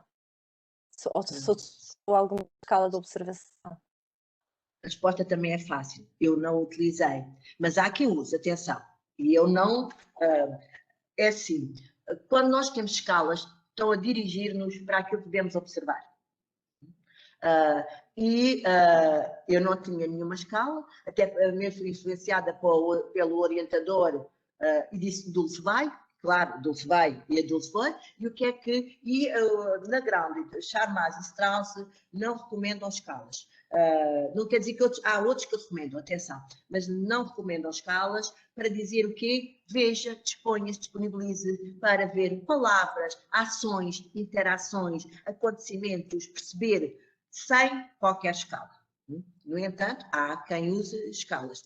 Eu não defendo o uso das escalas porque baliza o nosso olhar. Aqui, se me permitir, uma pergunta ai, perdi agora. Era Nisa. Havia uma pergunta aqui muito interessante, porque falou que utilizou um software de apoio à análise dos dados, o NVivo 8. E há aqui uma pergunta, desculpe, não encontro agora o nome da senhora enfermeira que ele colocou, mas espera ainda. Paula Leal, a senhora enfermeira Paula Leal pergunta se de alguma forma utilizou algum diagrama que permitisse ligar conceitos e fazer esta análise da ligação de conceitos. Não sei se o NVivo certamente deve ter ajudado nisso, não é? Mas se usou outra ferramenta ou outra forma de construir esta ligação entre conceitos, que a senhora enfermeira Paula Leal pergunta como sendo um diagrama, não é? Sim, pode ser chamado diagrama. Usei sim. Aliás, aquele diagrama que eu, do conceito de conversas, sim, das conversas, saiu, porque retirei mesmo do NVivo. E, na verdade, é bom, eu estou satisfeita, se voltasse atrás eu faria o mesmo, por uma razão.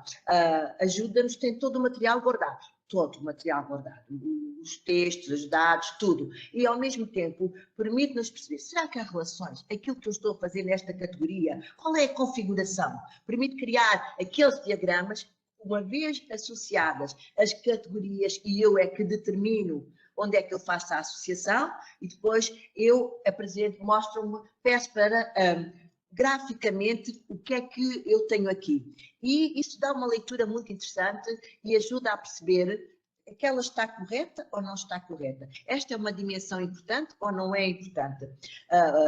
Eu cheguei a um ponto que fiz vários e um deles eu pus todas as categorias dentro do ambiente de cuidados. Todos. E era um quadro de uma folha A4, grande. Tinha que pôr em miniatura. E eu cheguei a um ponto, era muito bonito, era guardado, tudo bem. Mas dizia, como é que eu trabalho isto não dá certo, não dá certo. Portanto, mas faz perceber também, não, isto não pode ser assim. Depois fui apertando, não pode ser assim.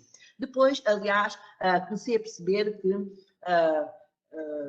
eu tinha que criar os conceitos, criar a estrutura dos conceitos. Essa é outra dimensão, que eu não tive a oportunidade de falar, porque também não era o caso. A estrutura dos conceitos é uma estrutura própria do próprio conceito. Própria. Até porque o software não pensa pelo investigador, não é?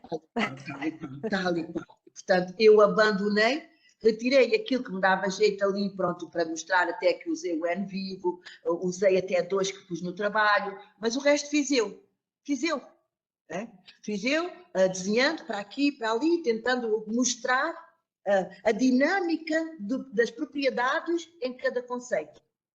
Curiosamente... Senhora professora, nesta sequência há aqui uma pergunta que me parece que também pode ser interessante introduzir aqui, que é o senhor enfermeiro Hugo Franco, que eu conheço muito bem, é nosso doutorando, que faz este desafio de perguntar-lhe como se sugere integrar os dados que não cabem em nenhuma categoria. Serão eles também importantes? São. Não tenho dúvida em responder. São.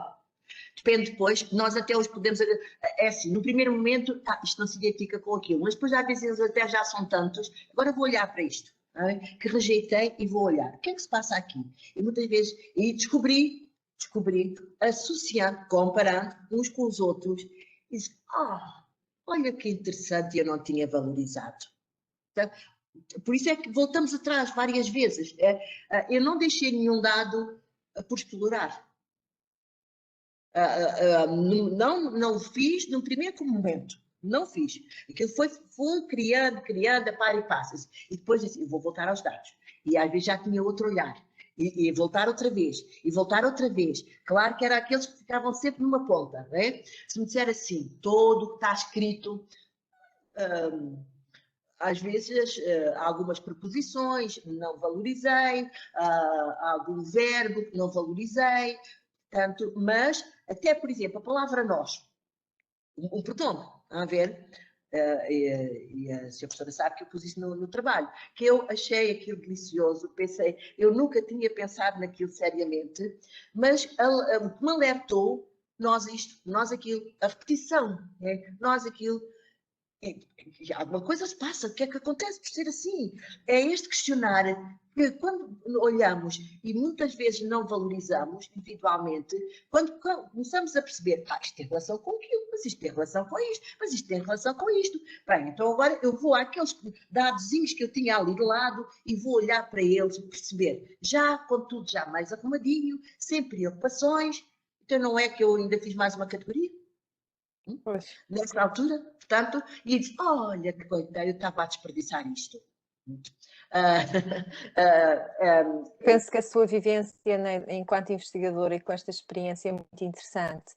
E neste sentido, porque estamos também a chegar às 18 e costumo dizer que é uma hora de ponta para as famílias e certamente os mais de 500 senhores enfermeiros que estão aqui conosco já terão nesta hora outras tarefas e compromissos, mas dizer então que a senhora professora Dulce disponibilizou o seu contacto, encontram aqui no chat, mas eu posso dizer que é MDC, de Maria...